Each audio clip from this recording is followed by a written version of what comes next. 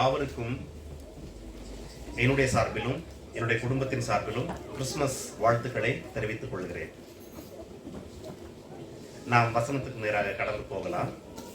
லூக்கா எழுதின சுவிசேஷம் 2ஆம் அதிகாரம் வசனங்கள் 8 முதல் 14 வரை நாம் வாசித்தோம் சற்று முன்பு. அதிலும் குறிப்பாக நான் ஒரு வாசிக்கிறேன். அப்பொழுது அந்த நாட்டிலே மேய்ப்பர்கள் வயல்வெளியில் தங்கி ராத்திரியிலே தங்கள் மந்தையை மேய்த்து கொண்டு காத்து கொண்டிருந்தார்கள். அவ்வேளையில் கர்த்தருடைய தூதன் அவர்களிடத்தில் வந்து நின்றான். கர்த்தருடைய மகிமை அவர்களை சுற்றிலும் பிரகாசித்தது. அவர்கள் மிகவும் பயந்தார்கள். தேவதூதன் அவர்களை நோக்கி, பயப்படாதிருங்கள், இதோ எல்லா ஜனத்திற்கும் மிகுந்த சந்தோஷத்தை உண்டாக்கும் நற்செய்தியை உங்களுக்கு அறிவிக்கிறேன். இன்று கர்த்தராகிய கிறிஸ்து என்னும் இரட்சகர் உங்களுக்கு தாவீதின் ஊரிலே பிறந்திருக்கிறார். பிள்ளையை துணிகளில் சுற்றி முன்னணியில் கடத்தி இருக்க காண்பீர்கள். இதுவே உங்களுக்கு அடையாளம் என்றான். அந்த க்ஷணமே பரமசேனையின் திரள் அந்த தூதருடனே தோன்றி, உன்னதத்தில் இருக்கிற தேவனுக்கு மகிமையும் பூமியிலே சமாதானமும் மனுஷர் மேல் பிரியமும் உண்டாவதாக என்று சொல்லி தேவனை துதித்தார்கள். எல்லா ஜனத்திற்கும் மிகுந்த சந்தோஷத்தை உண்டாக்கும் நற்செய்தியை உங்களுக்கு அறிவிக்கிறேன். I bring the good news என்று சொல்லுகிறார். நான் உங்களுக்கு ஒரு நற்செய்தியை அறிவித்திருக்கிறேன், கொண்டு வந்திருக்கிறேன். அது மிகுந்த சந்தோஷத்தை எல்லா மக்களுக்கும் கொடுக்கும் என்று சொல்லுகிறார். பிரியமானவர்களே, அது என்ன மிகுந்த சந்தோஷத்தை கொடுக்கிற அல்லது ஜாய் கொடுக்கிற ஒரு செய்தி? நீங்கள் முதலாவது அன்றைக்கு அங்கே இருந்த மேய்ப்பர்களை மனதில் எடுத்துக்கொண்டு, அன்றைக்கு அந்த செய்தி அறிவிக்கப்பட்ட அந்த வேளையை மனதில் எடுத்துக்கொண்டு சிந்திக்க போகிறோம். அன்றைக்கு இருந்த மேய்ப்பர்களுக்கு அந்த செய்தி கிடைக்கப்பட்டவுடனே அவர்களுக்கு கிடைத்த மகிழ்ச்சி என்ன என்றால், அவர்கள் ரோமர்களுக்கு கீழ் அடிமைகளாக இருந்தார்கள். இஸ்ரவேல் என்கிற ஒரு தேசம் உருவாகி ராஜாக்கள் தோன்றி, பல்வேறு மகத்துவமான ராஜாக்கள் தோன்றி அவர்களை ஆண்டு கொண்டிருந்து அவர்கள் அடிமைகளாய் சிறைகளாய் பாபிலோனுக்கு போனார்கள். திரும்பி வந்தார்கள். வந்தது முதல் அவர்களுக்கு அரசன் இல்லை.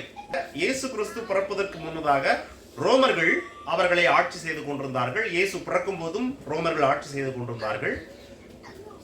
ஆகவே உங்களுக்கு ஒரு பெரிய நற்செய்தி நான் கொண்டு வந்திருக்கிறேன் என்று தூதன் சொன்னவுடன், அது என்ன நற்செய்தியா இருக்கும் என்று அவர்கள் எதிர்பார்த்தார்கள் என்றால், இந்த ரோம அரசாட்சியின் கீழிருந்து நம்மை விடுதலையாக்க போகிற ஒரு இரட்சகர்.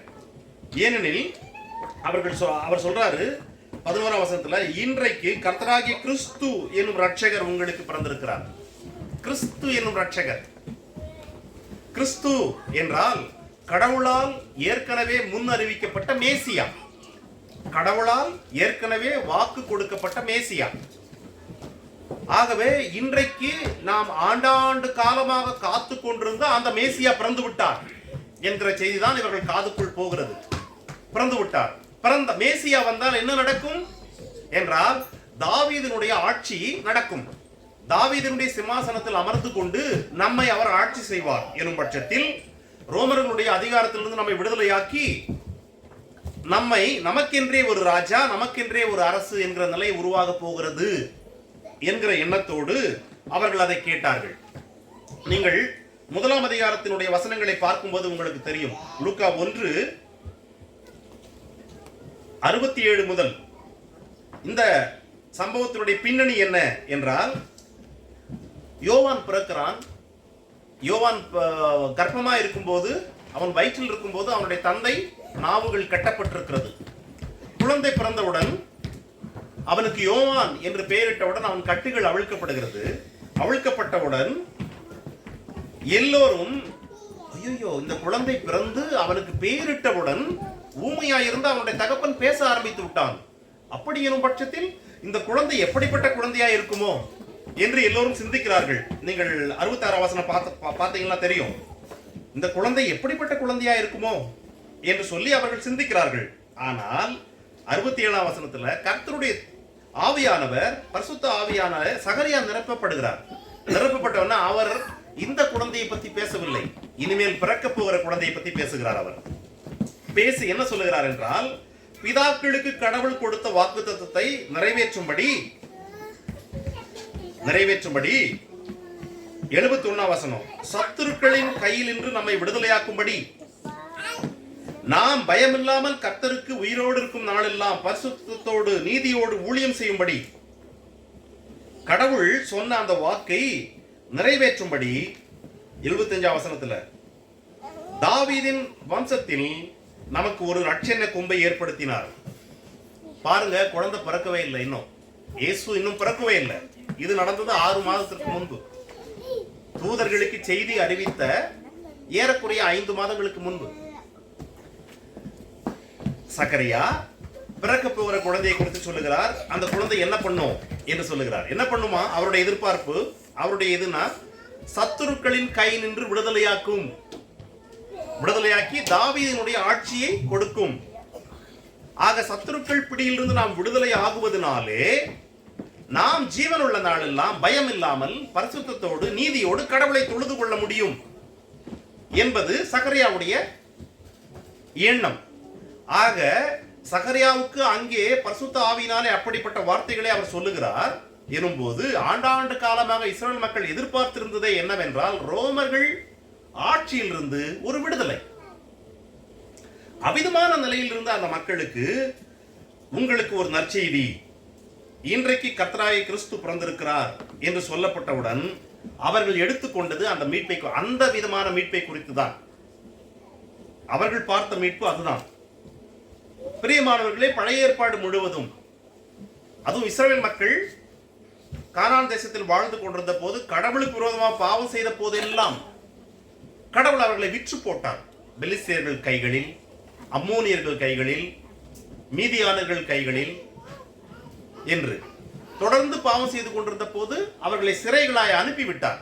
இப்படி அவர் செய்து கொண்டிருந்தார். ஒவ்வொரு முறை அவர்கள் மனம் திரும்பின போதும் ஒரு ரட்சகரை எழுப்பினார். சிம்சோன், கிதியோன், எப்தா, பாராக், தெபோராள், ஒவ்வொருவரை எழுப்பி அவர்களை விடுதலையாக்கினார். ஆக ரட்சகர் என்றாலே அவர்களுடைய பார்வையிலே இந்த பூமியில் நம்மை அடிமைப்படுத்தி வைத்திருக்கிற பகைஞர்களிடத்திலிருந்து விடுதலை. இதுதான் அவர்களுடைய நிலை. அவர்களுக்கு அவ்வளவுதான் தெரியும். ரட்சிப்பு என்றால் பகைஞனிடத்திலிருந்து விடுதலை, நம்முடைய சத்துருவிடத்திலிருந்து நமக்கு ஒரு விடுதலை. ஆனால் கடவுளுடைய பார்வை என்ன இதில்? கடவுளுடைய பார்வை என்ன இதில் என்று பார்த்தால், the God's viewpoint when he said that there is a savior today born என்று கடவுள் சொல்கிற போது கடவுளுடைய பார்வை என்ன என்றால், பகைஞரிடத்திலிருந்து விடுதலை அல்ல, சத்துருக்களிடத்திலிருந்து விடுதலை அல்ல, பாவத்திலிருந்து விடுதலை. நீங்கள் மத்தேயு 1ஆம் அதிகாரத்திற்கு வாருங்கள்.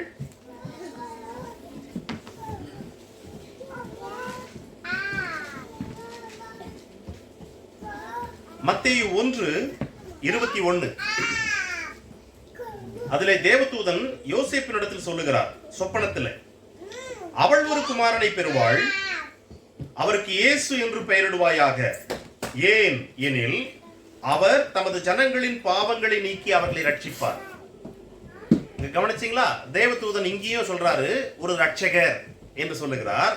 ஆனால் இந்த ரட்சகர் என்ன செய்வார் என்பதை கடவுளுடைய செய்தியாய் அவன் கொடுக்கிறான் என்றால், பாவத்திலிருந்து மீட்பதுதான் ரட்சிப்பு. பழைய ஏற்பாடு முழுவதுமே மக்கள் they receive forgiveness from God, கடவுளிடத்திலே மன்னிப்பை பெற்றார்கள். எப்பொழுதெல்லாம் பாவம் செய்கிறார்களோ அவர்களுக்கு கட்டளை உண்டு. நீ பாவம் செய்துட்டியா, நீ ஒரு பலி செலுத்த வேண்டும்.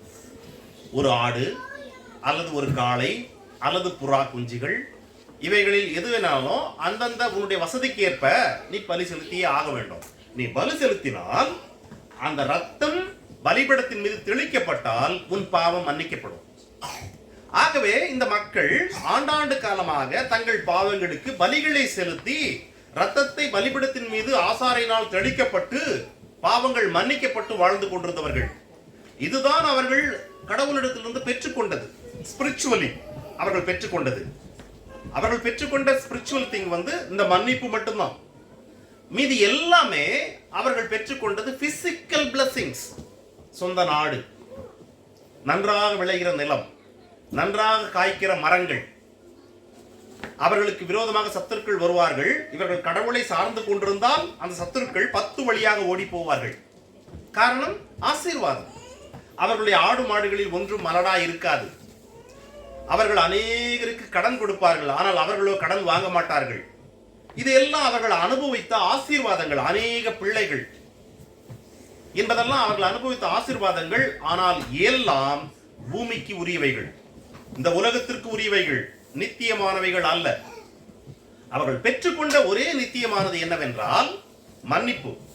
அந்த மன்னிப்பை அவர்கள் பலி செலுத்தி மட்டுமே பெற்றுக்கொண்டார்கள். They never receive a spiritual savior. They received many saviors. They were saved them from physical enemies, not from spiritual enemies.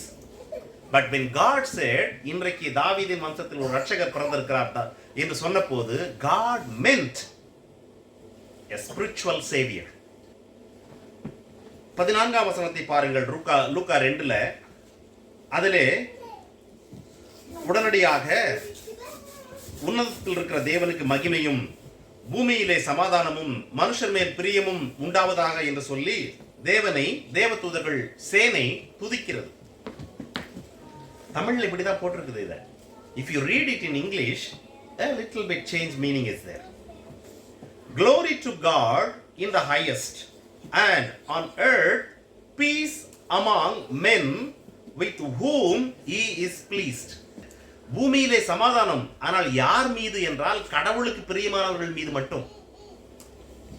கடவுளுக்கு with whom God is pleased, அவர்கள் மீது மட்டும்தான் சமாதானம். இதுதான் தேவதூதர்கள் அறிவித்த செய்தி. அங்க அவர்கள் கடவுளை வாழ்த்தி பாடின போது பூமியில் சமாதானம் வரப்போகிறது. ஆனால் யார் மீது? தமிழ் வேதம் பூமியின் சொல்லி முழுசும் சொல்லிடுது. யோவான் 3:16 என்ன? தேவன் தம்முடைய ஒரே பேரான குமாரனை விசுவாசிக்கிறவனோ அவன் கெட்டு போகாமல் நித்திய ஜீவனை அடையும்படிக்கு அவரை தந்தருளி இவ்வளவாய் உலகத்தை அன்பு கூர்ந்தார். உலகம் எனும்போது உலகத்தில் இருக்கிற எல்லா மக்களும். அப்போ இங்கே பூமியில் சமாதானம் என்று வந்தால் பூமி முழுவதும் ஆகிவிடுகிறது. ஆனால் அது அல்ல செய்தி. ஆங்கில வேதம் தெளிவா சொல்லுது, it is peace on earth with whom God is pleased. கடவுள் யார் மீது பிரியமாய் இருக்கிறாரோ அல்லது யாருடைய வாழ்க்கையில் கடவுள் மிகவும் மகிழ்ச்சியா இருக்கிறாரோ அவர்களுக்கு தான் சமாதானம். இயேசு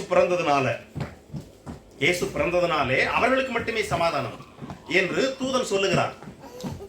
இந்த உலகத்தில் எல்லோருக்கும் சமாதானம் கிடைத்து விடவில்லை. ஒவ்வொருவருக்கும் ஒவ்வொரு தருணங்களில் அவரவர்கள் சில சமாதானங்களை அனுபவிக்கிறார்கள். ஆனால் spiritually peace என்று சொல்லுகிற போது it was actually talking about not the normal peace. It is a peace between the humanity and with God. கடவுளுக்கும் மனிதனுக்கும் இடையில் இருக்கிறதான சமாதானம். அந்த சமாதானம், கடவுளுக்கும் மனிதனுக்கும் இடையில் இருந்த சமாதானம் ஏதேன் தோட்டத்தில் முறிந்து விட்டது. அவன் ஆதாம் பாவம் செய்த நாளிலே, அந்த வினாடியிலே கடவுளை அவன் கடவுளோடு உறவு கொள்வதிலே இருந்த ஒரு பெரிய ஒரு வழி, வாய்ப்பு, முறை அங்கே உடைக்கப்பட்டது, தடை செய்யப்பட்டது. ஆகவே கடவுளுக்கும் மனிதனுக்கும் இடையிலே உறவு முறிந்தது, சமாதானம் இல்லை. ஆகவே தான் ஒவ்வொரு முறை மனிதன் பலி செலுத்தி கடவுளோடு மன்னிப்பை பெற்றுக்கொள்ள வேண்டிய அவசியத்தில் உருவானான். அங்க கடவுள் சொல்லுறார், ஒரு ரட்சகரை அனுப்பி இருக்கிறேன் நான், அவர் பாவங்களில் இருந்து ரட்சிப்பார். அப்படி ரட்சிக்கும் போது அந்த பாவங்களிலிருந்து ரட்சிக்கப்பட்ட மனிதன் இருக்கிறான்ல, அவனுடைய வாழ்க்கை பிதாவுக்கு பிரியமான வாழ்க்கையா ஆகும். ஆகவே அவ்விதமான பிரியமான மனிதர்கள் மீது கடவுளுடைய சமாதானம் தங்கி இருக்கும். இயேசு ஞானஸ்நானம் எடுக்க போன போது பிதா ஒரு ஸ்டேட்மெண்ட் கொடுத்தார் பரலோகத்திலிருந்து. என்ன ஸ்டேட்மெண்ட் அது? இவர் என்னுடைய நேசகுமாரன். ஆங்கிலத்தில் I am well pleased with him. He is my beloved son. I am well pleased with him. Is it not? இங்கே தூதன் என்ன சொன்னாரு? Peace on earth with whom he is pleased. இயேசுவின் மீது பூரண சமாதானம் இருந்தது. Reason? God the Father was pleased with him. though he was not sin, he took baptism with sinners. So God said, I am well pleased with him. I am pleased with him. ஆகவே தான் பிதாவுக்கும் அவருக்கு இடையில சமாதானம் எப்பொழுதும் பூரணமாய் இருந்தது. பூரணமான சமாதானம் இருந்தது. பிரியமானவர்களே, கிறிஸ்துமஸ் நாட்கள் என்றாலே அல்லது கிறிஸ்துமஸ் செய்தி என்றாலே என்ன என்றால் joy. What is the joy? God sent a way for us. God sent a way for us to be connect with him. So as long as I myself try to connect with God, I cannot.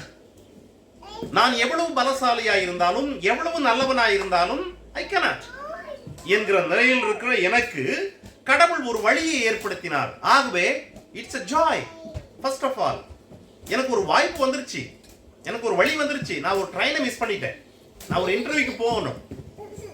அந்த ட்ரெயினை miss பண்ணனா நான் interview attend பண்ண முடியாது அடுத்த நாள் காலையில் என்கிற நிலையில் நான் இருக்கிறேன். மிஸ் பண்ணிட்டேன். But I got a absolutely amazingly a new way to reach the place to attend my interview அப்படின்னு வருது இல்ல, that is a joy for me.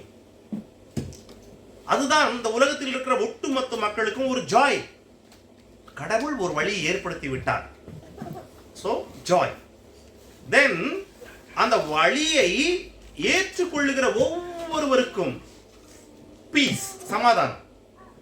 அந்த வழியை ஒத்துக்கொண்டு அந்த வழியை உள்வாங்கிக் கொண்டு அந்த வழியின்படி வாழ தன்னை ஒப்பு கொடுக்கிற ஒவ்வொருவருக்கும் piece.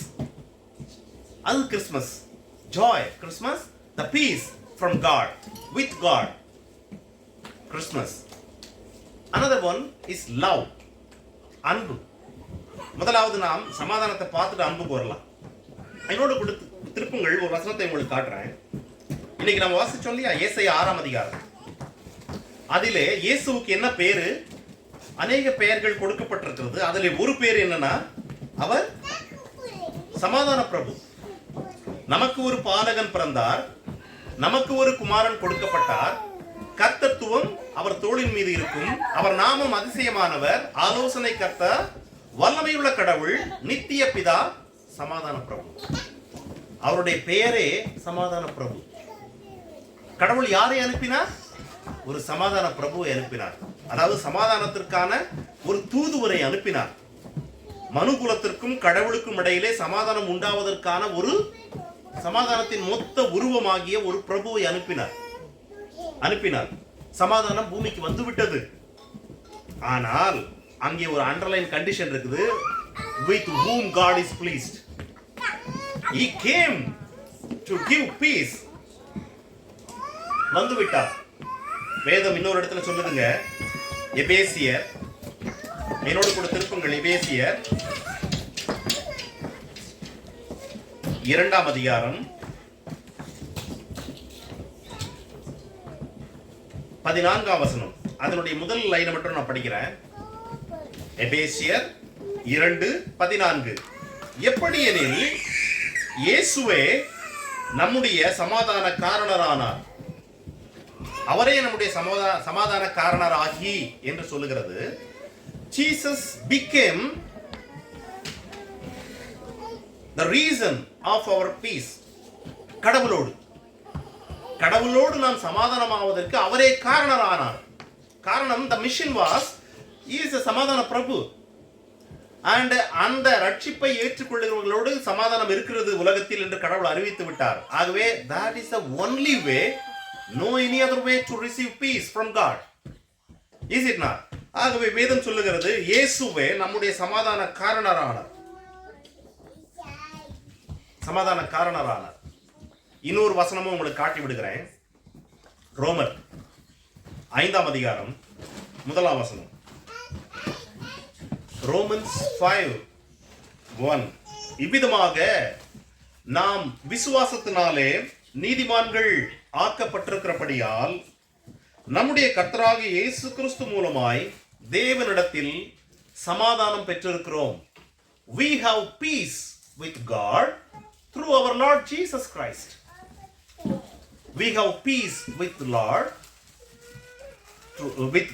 through our Lord Jesus Christ. நல்லா கேளுங்க. அதுக்கு முன்னாடி ஒரு லைன் நான் விட்டுட்டேன். என்ன விட்டேன்னா, having been justified by faith, நாம் நீதிமான்கள் ஆக்கப்பட்டதினாலே we have peace with God through Jesus Christ. அப்ப நீதிமான்கள் ஆக்கப்படவில்லை என்றால் we don't have peace with God though we have Jesus. அதனால தான் அங்க வசனம் சொல்லுச்சு, peace on earth with whom God is pleased. கடவுள் இயேசுவை பத்தி சொன்னாரு, I am well pleased with him. இயேசு மேல தான் அவர் well pleased ன்னு சொன்னாரு. அந்த இயேசு வழியாக மட்டுமே, அந்த இயேசு சம்பாதித்த நீதியை அணிந்து கொண்டால் மட்டுமே we will have peace with God. You see that? ஆகவே சமாதானம் நமக்கு கொடுப்பதற்கு கிறிஸ்துமஸ் இருக்கிறது. Joy and peace. But you cannot take a joy of worldly riches, the joy to bring you salvation.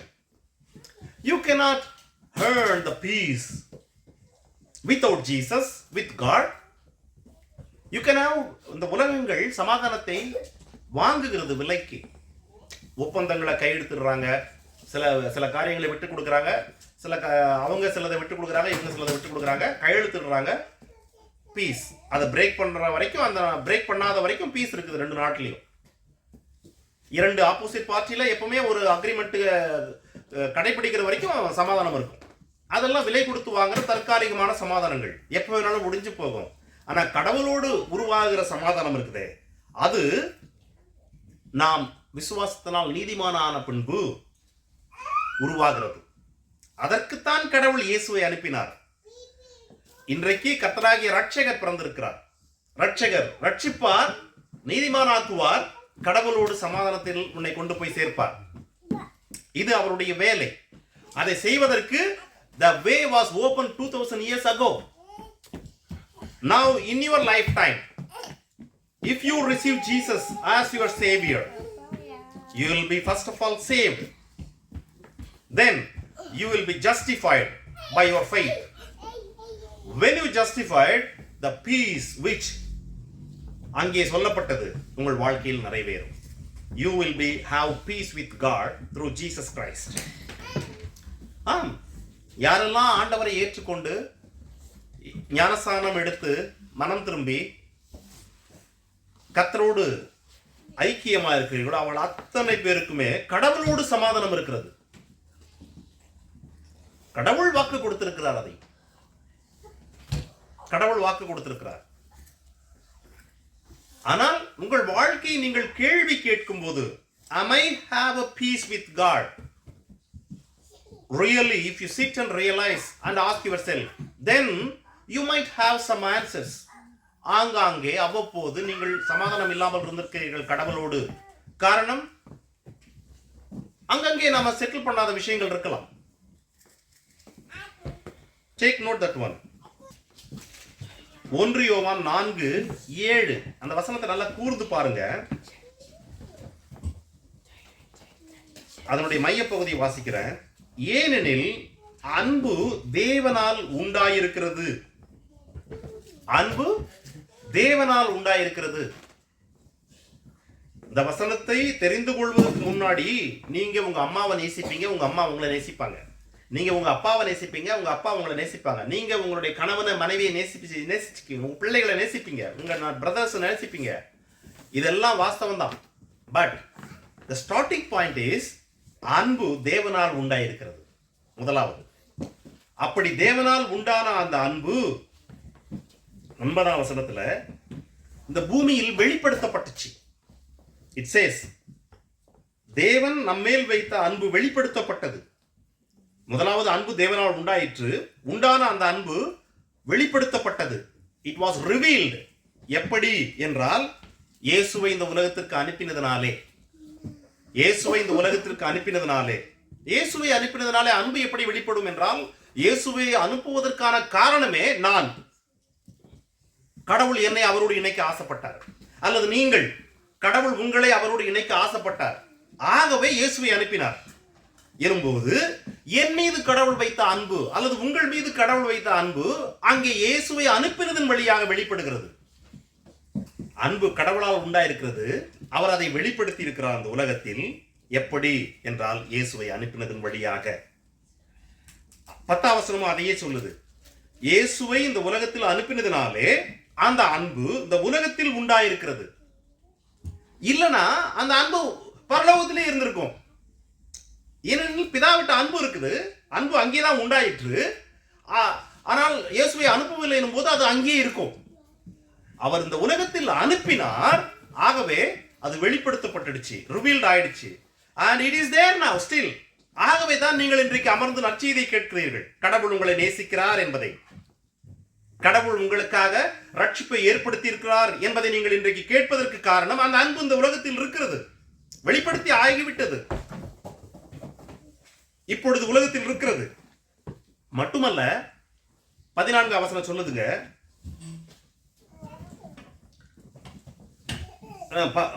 14ஆம் வசனம் சொல்லுது, பிதாவானவர் குமாரனை உலக ரட்சகராக அனுப்பினார் என்று நாங்கள் கண்டு சாட்சியிடுகிறோம். யோவான் எழுதுறாருங்க, பிதாவானவர் உலக ரட்சகராக இயேசுவை அனுப்பினார் என்று நாங்கள் கண்டு சாட்சியிடுகிறோம். பிரியமானவர்களே, இந்த புத்தகம் ஏறக்குறைய முதல் நூற்றாண்டினுடைய கடைசி 10 ஆண்டுகள் எழுதப்பட்ட புத்தகம். 95 கிபி 95 அல்லது 96 அப்ப எழுதப்பட்ட புத்தகம். அப்போ அது வரைக்கும் இந்த உலகத்தில் வாழ்ந்து கொண்டிருந்த, ஈவன் இயேசுவை ஏற்றுக்கொண்டு வாழ்ந்திருந்த மக்களே கூட இந்த வார்த்தைகளை படிக்கவே இல்லை. என்ன வார்த்தைன்னா, அன்பு கடவுளால் உண்டாயிற்று, கடவுளிடத்துல தான் அன்பு இருந்துச்சு, அவர் அந்த அன்பை இந்த உலகத்தில் வெளிப்படுத்தினார், அந்த அன்பு இந்த உலகத்தில் இப்பொழுது இருக்கிறது, அதை நாங்கள் கண்ணால் கண்டோம், அதை நாங்கள் ருசித்தோம், அதை நாங்கள் அனுபவித்தோம் என்று இப்பொழுது நான் சாட்சியாக சொல்லுகிறேன் என்பதை அன்று வரைக்கும் யாருக்குமே தெரியாது. But the moment it is written and it is translated and it is printed now, everyone has know now. We know now. என்னது என்றால், குமாரனை அவர்கள் கண்டார்கள், அதாவது கடவுள் அனுப்பின அந்த ரட்சிப்பை கண்டார்கள், கடவுள் அனுப்பின அந்த சமாதானத்துக்கான வழியை கண்டார்கள், கடவுள் அனுப்பின அந்த அன்பை கண்டார்கள், ருசித்தார்கள். இதை நான் இப்பொழுது உலகம் முழுவதும் சொல்ல விரும்புகிறேன் என்று சொல்றார் யோவான். நான் சாட்சியிடுகிறேன். லூக்கா 2ல என்ன வாசிச்சோம்? மெய்ப்பர்கள் தாங்கள் கேட்டதின்படியே கண்டதற்காக தேவனை மகிமைப்படுத்தி துதித்து கொண்டு போனார்கள், எல்லோருக்கும் பிரசித்தம் பண்ணார்கள். லூக்கா 2:17. எல்லோருக்கும் அதை பிரசித்தம் பண்ணாங்களாம். என்ன தேவை? ஒரு ரட்சகர் பிறந்திருக்கிறார் என்று எங்களுக்கு செய்தி வந்தது. நாங்கள் உடனடியாக போனா அங்கே ஒரு குழந்தை இருந்தது. அந்த குழந்தை தான் ரட்சகர் உனக்கு எப்படிப்பா தெரியும் என்று கேள்வி கேட்டவங்களுக்கு அவர் சொன்னாங்க, இல்ல எங்களுக்கு சொன்ன தேவதூதன் சொன்னா, மாட்டு கொட்டகையில் முன்னணையில் துணிகள் சுற்றப்பட்டு கிடத்திருக்கோன்னு. ஆகவே நாங்கள் பார்த்தோம், மாட்டு கொட்டையில குழந்தை இருந்துச்சு. So we believe we receive a savior, but their point of view was savior from the enemies. Could be, but they believe they receive the savior, and அதை அவர்கள் வெளிப்படுத்தினார்கள், பிரசித்தப்படுத்தினார்கள். யோவான் சொல்றாரு, உலக ரட்சகராக இயேசுவை அனுப்பினார் என்று நாங்கள் கண்டு அதை இப்பொழுது நாங்கள் சாட்சியிடுகிறோம். நாம் உலக ரட்சகராக இயேசுவை ரட்சகராக ரிசீவ் பண்ணியிருக்கிறோம். உங்கள் அநேகர் ரிசீவ் பண்ணியிருக்கிறீங்க, அறிந்திருக்கிறீங்க. How many of you testified that Jesus is the Savior? How many of you testified to this world, to your friends, to your families, Jesus is a Savior என்று? பிரியமானவர்களே, கிறிஸ்துமஸ் என்பது, as we are discussing, joy. What joy it brings, because there is a new way was open for you. ஒரு வழி உருவாவதற்கான துவக்கம் ஆயிடுச்சு. ஒரு குக்கிராமம் இருக்குது, அந்த குக்கிராமத்துல ஒரு பெரிய நீரோடை ஓடுது. அடிக்கடி வெள்ளம் கரை புரண்டு ஓடும். சில நேரத்தில் தண்ணி இருக்காது. அப்போ அந்த தண்ணி இல்லாத நேரத்தில் அந்த வழியில தான் நம்ம பயணப்பட்டு அடுத்த ஊருக்கு போவோம், அல்லது ஒரு பெரிய டவுனுக்கு போவோம், அல்லது ஸ்கூலுக்கு போவோம், மருத்துவமனைகளுக்கு போவோம். இது நிலை. உதாரணத்துக்கு அடிக்கடி மழை பெய்யும் போதெல்லாம் துண்டிக்கப்படும் இந்த கிராமம். பள்ளிக்கு போக முடியாது, ஹாஸ்பிட்டலுக்கு போக முடியாது, டவுனுக்கு போக முடியாது. அப்படிப்பட்ட பல்வேறு பிரச்சனைகளை நீங்கள் அனுபவிச்சிருக்கீங்க. திடீரென்று அரசாங்கம் பட்ஜெட்டில் அறிவிக்கிறாங்க, அந்த கிராமத்தில் ஒரு பெரிய பாலம் கட்டுறோம், அந்த இதை குறுக்கு. அந்த அறிவிப்பு வந்த வினாடியிலேருந்தே உனக்கு என்ன உருவாகுது? அந்த ஊர்க்காரங்களுக்கெல்லாம் ஒரு ஜாய், நமக்கு ஒரு வழி பிறந்துருச்சுப்பா. ஆனால் அது கட்டுவதற்கு சில ஆண்டுகள் ஆகலாம். கான்ட்ராக்ட் விட்டு கான்ட்ராக்டர் வந்து தண்ணி பெருக்கெடுத்து ஓடிட்டு இருந்தாக்கா அதெல்லாம் நிற்கிட்டோன்னு காத்திருந்து மெதுவாக அதை கட்டி முடிச்சு அது இனாகரேட் ஆகிறதுக்கு மேபி 1 or 2 years ஆகலாம். But the moment you got a announcement that you அங்கே ஒரு பாலம் கட்ட போகிறோம்னா உங்களுக்கு உருவாகுதுல்ல, அந்த ஊருக்காரங்களுக்கு உருவாகுது ஒரு சந்தோஷம். That is a Joy here. It was talking. உங்களுக்கு ஒரு நற்செய்தி, மிகுந்த சந்தோஷம். அன்னைக்கு அது நடந்துடல. அந்த நற்செய்தி சொல்லப்பட்டதே ஒழிய அது அன்னைக்கே எல்லோருக்கும் இல்லை. The day was created after 33.5 years. But that is a starting point. Joy. But now we know we got the joy. நமக்கு வழி ஆயிற்று. நமக்கு வழி உண்டாயிற்று. So Christmas is a joy for you, through you, everyone. And Christmas is a peace with whom God is pleased. உங்களிடத்தில் கடவுள் பிரியமா இருக்கிறாரா? God was pleased with Jesus. Do God pleased with you? Ask yourself. Ask this one question in your heart. Do God pleased with you? Your answer is yes. Then I tell you, you have a peace with God. If you could not able to answer yes, please take this opportunity and settle all the matter so that you can have peace with God. That is a Christmas message. That is a Christmas message. And love. By sending Jesus to this world, God's love was revealed. And God's love was in the world now. And the apostles are testifying to the world that we have seen and received and enjoyed that love. Love from God. கடவுளுடையது. அன்பு கடவுளிடத்தில் உண்டாயிற்று. இயேசு வழியாக உலகத்திற்கு அனுப்பப்பட்டது. இப்பொழுது உலகத்தில் இருக்கிறது. நான் சாட்சியிடுகிறேன். ஆகவே அன்பில்லாதவன் கடவுளை அறியான். கிறிஸ்மஸ் நீங்க கொண்டாடுறீங்களா? You must love everyone in this church. First of all, in your family. I am celebrating Christmas since I have to love you, because Christmas message itself is love. Is it not? We need to take these 3 points to your home. Christmas is joy, because there is a way for you to come to God. Christmas is peace, because God is pleased with those whom He pleased. How you can be pleased with God? By believing in Jesus, by following Jesus' footsteps, you will be pleased God. நீ கடவுளை பிரியப்படுத்துவாய். Then God's peace with you. Christmas is love. How? God sent the biggest love through Jesus. His love through Jesus. And I tasted it. You tasted it. Now, distribute it. அதை பகிர்ந்து கொடுங்கள் எல்லோருக்கும். பகிர்ந்து கொடுங்கள். These 3 messages. By doing that, இந்த மேய்ப்பர்களைப் போல தங்களுக்கு அறிவிக்கப்பட்ட செய்தியை பார்த்தார்கள், அவர்களால் அடக்கிக் கொள்ள முடியவில்லை. They announced it to all the neighborhood. அந்த வில்லேஜ் முழுசும் போய் அறிவிச்சாங்க. போகிற வழியெல்லாம் அறிவிச்சாங்க. அவர்கள் பார்த்த மக்களுக்கெல்லாம் சொன்னாங்க. அவர்களுக்கு அடுத்த ஒரு ஓரிரு ஆண்டுகளுக்கு அதுதான் செய்தியா இருக்கும். How many of you seen angel in heaven? நீ நைட்ல உட்கார்ந்து இருட்டில் இருக்கும்போது திடீரென்று ஒரு ஏஞ்சல் வந்து உங்கள்கிட்ட பேசுறதை எத்தனை பேர் கேட்டிருக்காங்க? Not many people.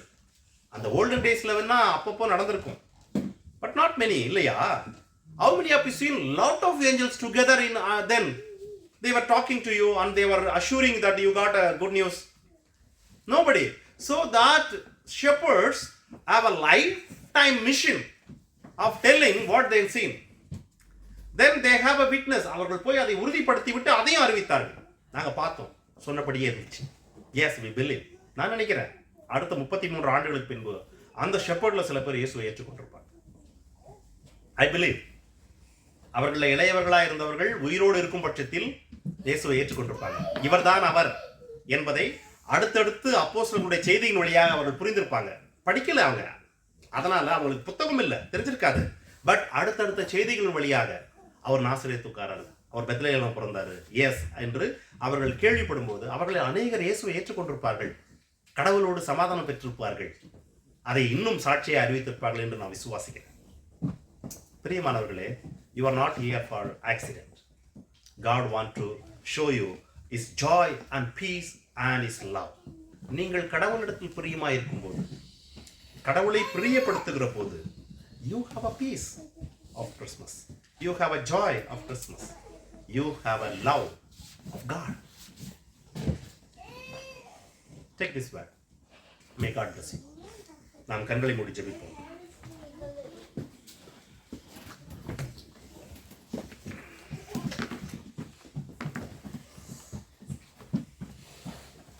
எங்கள் நல்ல ஆண்டவரே, உம்மை நாங்கள் துதிக்கிறோம், உமக்கு ஸ்தோத்திரம் செலுத்துகிறோம். நீ நல்லவர். அன்பு உம்முடையது. அன்பு உம்மிடத்தில் உண்டாயிற்று. உம்மிடத்தில் உண்டான அந்த அன்பு இந்த உலகத்திற்கு கடந்து வந்தது இயேசுவின் வழியாக, இயேசுவை அனுப்பினதன் வழியாக. இந்த உலகத்தில் இருக்கிறது இயேசு உலகத்தில் வழியை ஏற்படுத்தினதன் வழியாக என்றும், கடவுளை பிரியப்படுத்துகிறவர்களுக்கு கடவுளோடு சமாதானம் என்றும், அந்த சமாதானத்தை நாங்கள் இயேசுவின் வழியாக நீதிமான்கள் ஆக்கப்பட்டதனாலே விசுவாசத்தினாலே பெற்றுக்கொண்டோம். அவரே எங்கள் சமாதான காரணர் என்றும்.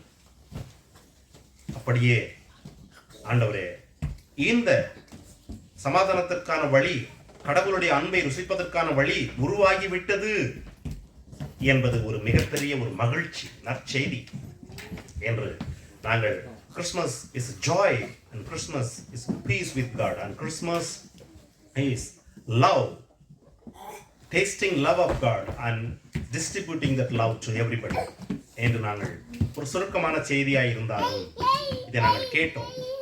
இந்த வசனத்தை கேட்ட இங்கே அமர்ந்திருக்கிற உமது பிள்ளைகள் ஒவ்வொருவரையும் ஆண்டவர் ஆசீர்வதியும். அவர்கள் உண்மையாகவே இன்றைக்கு தங்கள் இருதயங்களில் மகிழ்ச்சியை, சமாதானத்தை, அன்பை ருசிக்கட்டும். மகிழ்ச்சியை, சமாதானத்தை, அன்பை அவர்கள் பகிர்ந்து கொடுக்கட்டும். இவர்கள் உமது சமாதானத்தை அனுபவிக்கும் பட்சத்தில், இவர்கள் உமது அன்பை ருசிக்கும் பட்சத்தில், அந்த அன்பு, அந்த சமாதானம் மகிழ்ச்சியாய் பொங்கி பெருக்கெடுத்து ஓடி இவர்கள் சந்திக்கிற மனிதர்கள், மக்கள் அனைவரும் ஆசீர்வதிக்கப்படும்படியாய் இவர்களை இன்றைக்கு நீர் ஆசீர்வதியும், இவர்களை இன்றைக்கு நீர் பயன்படுத்தும் என்று நான் ஜெபிக்கிறேன். இயேசு பிறந்ததனால் வந்த மகிழ்ச்சி, அதனால் வந்த மீட்பு, அதனால் உருவான புது வழி, சமாதானம், அன்பு எங்களை தொடர்ந்து நடத்தட்டும், பொறுப்படுத்திக் கொள்ளும். இயேசுவின் மூலம் ஜெபிக்கிறேன். ஆமென்.